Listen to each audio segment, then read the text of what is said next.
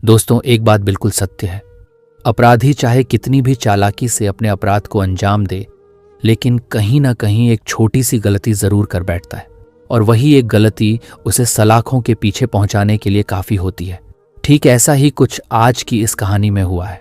ये कहानी आपको सोचने और समझने पर मजबूर कर देगी। तो चलिए इस घटना को इस वीडियो के माध्यम से विस्तार से समझने की कोशिश करते हैं। दोस्तों, आज की जो सच्ची घटना है वह छत्तीसगढ़ प्रदेश की राजधानी रायपुर की है। रायपुर के खरोरा थाना क्षेत्र के अंतर्गत एक गांव पड़ता है, खसेरा। इसी गांव का रहने वाला था 27 वर्षीय किशोर सारथी, जो मेहनत मजदूरी करके अपना जीवन यापन करता था।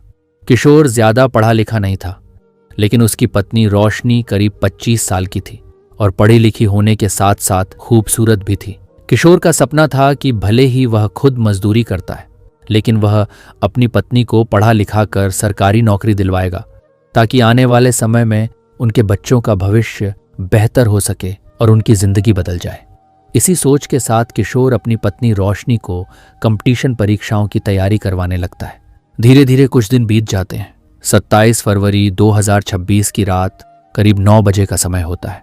उस समय रोशनी अपने पति किशोर से कहती है कि वह उसके मायके जाकर उसकी बहन को ले आए, ताकि घर में मदद मिल सके और वह अपनी पढ़ाई अच्छे से कर सके। किशोर खुशी खुशी अपनी पत्नी की बात मान लेता है और रात करीब 9 बजे अपनी बाइक लेकर अपने ससुराल बिटिया गांव के लिए निकल जाता है। लेकिन जब काफी देर तक किशोर घर वापस नहीं लौटता, तो रात करीब 11 बजे रोशनी उसके मोबाइल पर कॉल करती है। उस समय किशोर का फोन स्विच ऑफ बताने लगता है। परेशान होकर रोशनी अपने मायके में फोन करती है और अपनी बहन से पूछती है, तो उसकी बहन बताती है कि जीजा जी वहां पहुंचे ही नहीं। यह सुनकर रोशनी घबरा जाती है। वह सोचने लगती है कि आखिर उसके पति बिना बताए कहां चले गए। इसके बाद वह अपने सभी रिश्तेदारों और जान पहचान वालों को फोन करके किशोर के बारे में जानकारी लेने की कोशिश करती है। पूरी रात बीत जाती है, लेकिन किशोर का कोई पता नहीं चलता। अगली सुबह तक भी उसका मोबाइल बंद ही रहता है। 28 फरवरी 2026 को रोशनी यह सोच रही होती है कि वह खरोरा थाने जाकर अपने पति की गुमशुदगी की रिपोर्ट दर्ज कराए। तभी उसी सुबह करीब 8 बजे पास के मठ गांव के समीप सागौन की एक वाटिका के किनारे सड़क के पास एक व्यक्ति की लाश दिखाई देती है। कुछ लोग जब पास जाकर देखते हैं तो पता चलता है कि वह मृत व्यक्ति कोई और नहीं बल्कि खसेरा गांव का ही रहने वाला किशोर सारथी है। जान पहचान के कुछ लोगों ने तुरंत इस बात की जानकारी किशोर के परिवार और उसके बड़े भाई भागवत सारथी को देते हैं। खबर मिलते ही परिवार के लोग मौके पर पहुंचते हैं। खासकर जब रोशनी अपने पति का शव देखती है तो वह फूट फूट कर रोने लगती है। शुरुआत में किसी को समझ नहीं आता कि यह हत्या है या दुर्घटना, क्योंकि थोड़ी ही दूरी पर किशोर की बाइक भी टूटी फूटी हालत में पड़ी हुई थी। इसे देखकर अंदाजा लगाया जा रहा था कि शायद किसी वाहन से टक्कर के कारण उसकी मौत हुई है। लेकिन सवाल ये उठता है कि अगर यह दुर्घटना थी तो उसका मोबाइल कहाँ गया और उसका फोन लगातार बंद क्यों आ रहा था। इसी बीच किशोर का बड़ा भाई भागवत सारथी इस बात को मानने के लिए तैयार नहीं होता कि यह महज एक एक्सीडेंट है। उसे शक होता है कि यह एक सोची समझी साजिश के तहत की गई हत्या है। वह तुरंत खरोरा थाने पहुंचता है और पुलिस को पूरी घटना की जानकारी देता है। वह पुलिस से कहता है कि उसके भाई की मौत संदिग्ध है और इसकी गहराई से जांच होनी चाहिए। सूचना मिलते ही पुलिस अपनी टीम के साथ मौके पर पहुंचती है। जांच के दौरान पहली नजर में पुलिस भी इसे सड़क दुर्घटना मानकर चलती है। इसके बाद पुलिस शव को अपने कब्जे में लेकर पोस्टमार्टम के लिए भेज देती है और परिवार वालों से पूछताछ शुरू करती है। लेकिन किशोर का बड़ा भाई भागवत बार बार यही कहता है, सर, मैं इस बात को मानने के लिए तैयार नहीं हूं कि मेरे भाई की मौत एक एक्सीडेंट में हुई है। अगर मेरे भाई की मौत सच में एक्सीडेंट से हुई है तो फिर उसका मोबाइल कहाँ है और उसका फोन लगातार स्विच ऑफ क्यों आ रहा है। इसी बीच पुलिस भागवत सारथी से सवाल करती है, अगर तुम इस बात को नहीं मान रहे हो तो क्या तुम्हें किसी पर शक है? तुम्हारे भाई की हत्या कौन कर सकता है? इस पर भागवत जवाब देता है, मुझे किसी पर सीधा शक तो नहीं है, लेकिन अगर आप लोग हत्या का मामला दर्ज करके ठीक से जांच करेंगे तो सच्चाई जरूर सामने आ जाएगी। आखिरकार पुलिस भागवत की बात मान लेती है और उसकी तहरीर के आधार पर अज्ञात आरोपियों के खिलाफ हत्या का मुकदमा दर्ज कर जांच शुरू कर देती है। जांच के दौरान सबसे पहले पुलिस किशोर सारथी के मोबाइल नंबर की कॉल डिटेल्स निकलवाती है, लेकिन जब पुलिस उन डिटेल्स को खंगालती है तो उसमें कोई भी संदिग्ध नंबर सामने नहीं आता जिस पर शक किया जा सके। इसके बाद पुलिस और सच्चाई जानने के लिए दोबारा घटनास्थल पर पहुंचती है। वहां काफी छानबीन की जाती है, लेकिन शुरुआत में कोई ठोस सबूत हाथ नहीं लगता। हालांकि जब पुलिस ध्यान से निरीक्षण करती है तो सड़क किनारे कुछ ऐसे निशान दिखाई देते हैं जिनसे यह अंदाजा लगाया जाता है कि किशोर को कहीं और से घसीटकर यहां लाकर फेंका गया है।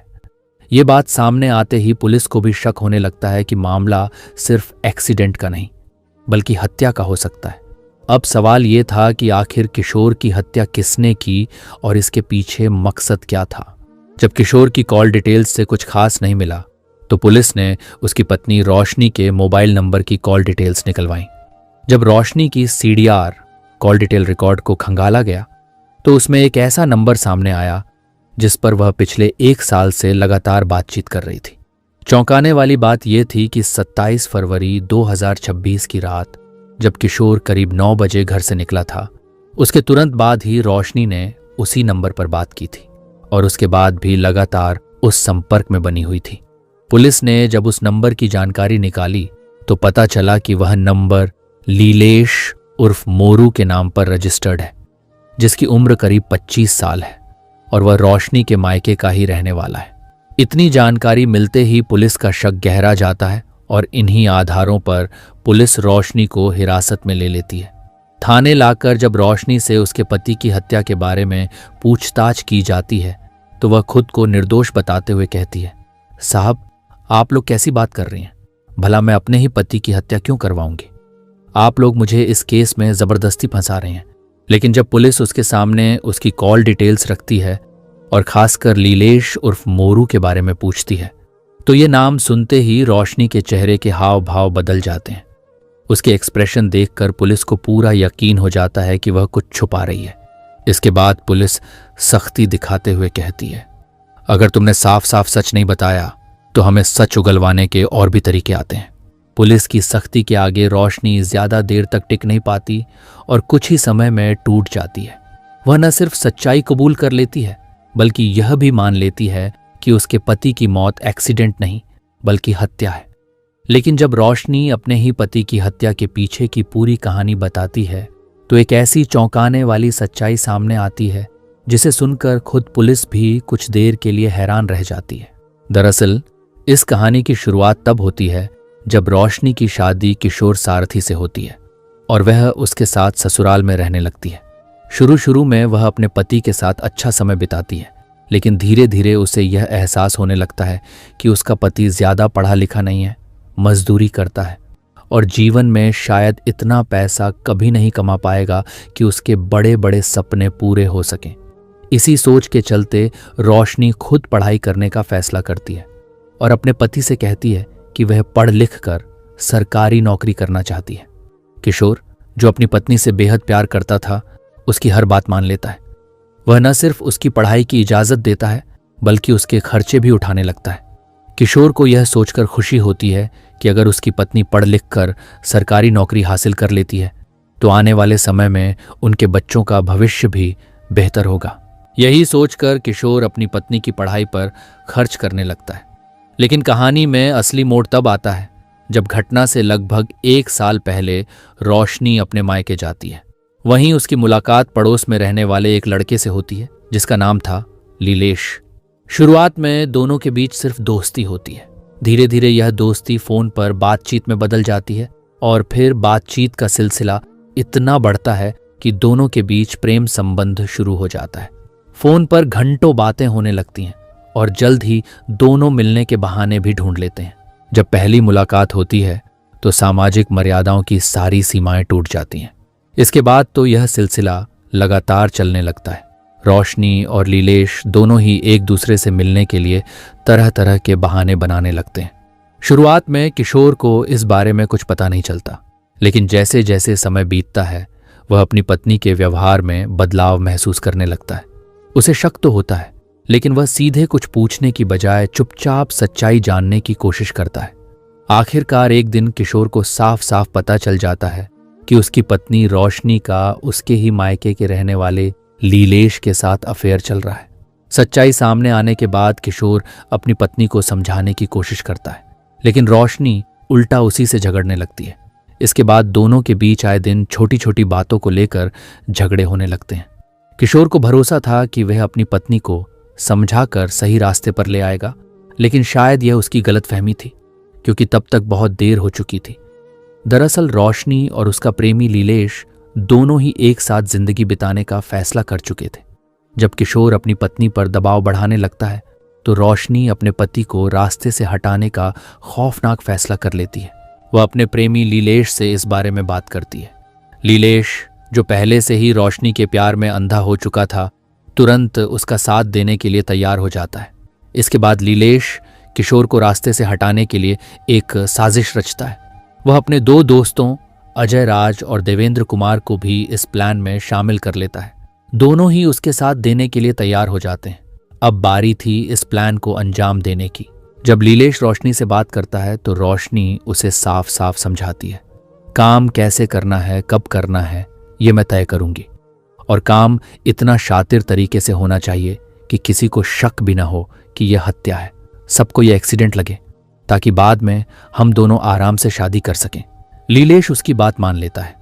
इसके बाद रोशनी सही मौके का इंतजार करने लगती है, लेकिन जब उसे कोई सही मौका नहीं मिलता तो आखिरकार वह खुद ही एक प्लान बनाती है।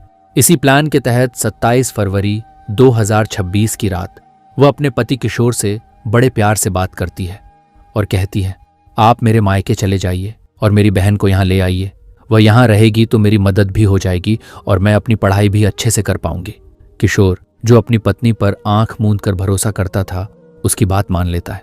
वह अपनी बाइक निकालता है और रात करीब 9 बजे अपने ससुराल के लिए निकल पड़ता है। लेकिन जैसे ही किशोर घर से निकलता है, रोशनी तुरंत अपने प्रेमी लीलेश को फोन कर देती है और कहती है, आज ही काम करना है। उधर लीलेश पहले से ही पूरी तैयारी कर चुका था। वह अपने दोनों दोस्तों अजय राज और देवेंद्र कुमार को बुलाता है। फिर तीनों मिलकर एक थार गाड़ी किराए पर लेते हैं और सड़क किनारे खड़े होकर किशोर का इंतजार करने लगते हैं। जैसे ही किशोर अपनी बाइक से उस रास्ते से गुजरता है, लीलेश और उसके साथी उसी थार गाड़ी में बैठकर उसका पीछा करना शुरू कर देते हैं। वे एक ऐसे मौके की तलाश में रहते हैं जहां जगह सुनसान हो और कोई उन्हें देख न सके।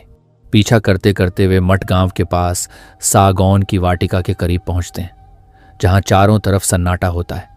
यही वह मौका था जिसका उन्हें इंतजार था। अचानक लीलेश थार गाड़ी को तेज रफ्तार में किशोर की बाइक की तरफ मोड़ता है और जोरदार टक्कर मार देता है। टक्कर इतनी जबरदस्त होती है कि किशोर सड़क किनारे जा गिरता है। लेकिन हैरानी की बात यह थी कि टक्कर मारने के बाद लीलेश और उसके साथी वहां से भागते नहीं हैं, बल्कि वहीं खड़े होकर इंतजार करते हैं जब तक कि किशोर सारथी की सांसें पूरी तरह थम नहीं जाती। इसके बाद वे किशोर का मोबाइल फोन स्विच ऑफ करके अपने साथ ले जाते हैं और वहां से सीधे लौट जाते हैं। रास्ते में सबसे पहले वे उस थार गाड़ी को वापस कर देते हैं जिसे उन्होंने किराए पर लिया था। इसके बाद सभी अपने अपने घर चले जाते हैं। घर पहुंचने के बाद लीलेश तुरंत अपनी प्रेमिका यानी किशोर की पत्नी रोशनी को कॉल करता है और कहता है, काम हमने बिल्कुल साफ तरीके से कर दिया है। पुलिस चाहकर भी हम तक नहीं पहुंच पाएगी। किसी को शक भी नहीं होगा, सबको यही लगेगा कि यह एक एक्सीडेंट है। लेकिन यहीं पर लीलेश एक बड़ी गलती कर बैठता है। वह किशोर का मोबाइल अपने साथ ले जाता है और यही एक छोटा सा सबूत पूरे मामले का रुख बदल देता है। दरअसल किशोर के बड़े भाई भागवत सारथी को यह बात खटकने लगती है कि अगर यह सिर्फ एक एक्सीडेंट होता तो कोई उसका मोबाइल अपने साथ क्यों ले जाता। यही सवाल उसके शक को और मजबूत कर देता है। भागवत लगातार पुलिस पर दबाव बनाता है और कहता है, साहब यह एक्सीडेंट नहीं है, यह साजिश के तहत की गई हत्या है। इसी शक के आधार पर पुलिस जांच को आगे बढ़ाती है। जब रोशनी की कॉल डिटेल्स खंगाली जाती है तो आखिरकार पूरे मामले की सच्चाई सामने आ जाती है। रोशनी भी पूछताछ के दौरान पूरी साजिश कबूल कर लेती है। इसके बाद पुलिस रोशनी की तहरीर के आधार पर उसके प्रेमी लीलेश को गिरफ्तार करती है। साथ ही उसके दोनों साथियों अजय राज और देवेंद्र कुमार को भी हिरासत में ले लिया जाता है। सभी आरोपियों को गिरफ्तार करने के बाद पुलिस उन्हें जिला अदालत में पेश करती है, जहां से उन्हें न्यायिक हिरासत में जेल भेज दिया जाता है। तो दोस्तों, इस वीडियो में फिलहाल बस इतना ही। इस पूरे मामले को लेकर आपकी क्या राय है, हमें नीचे कमेंट करके जरूर बताएं। साथ ही आपके अनुसार आरोपियों को कैसी सजा मिलनी चाहिए, यह भी अपनी राय में जरूर लिखें। अगर आपको यह वीडियो जानकारीपूर्ण लगा हो तो इसे लाइक करें और ऐसे ही सच्ची घटनाओं पर आधारित वीडियो देखने के लिए हमारे चैनल को सब्सक्राइब करना न भूलें। धन्यवाद।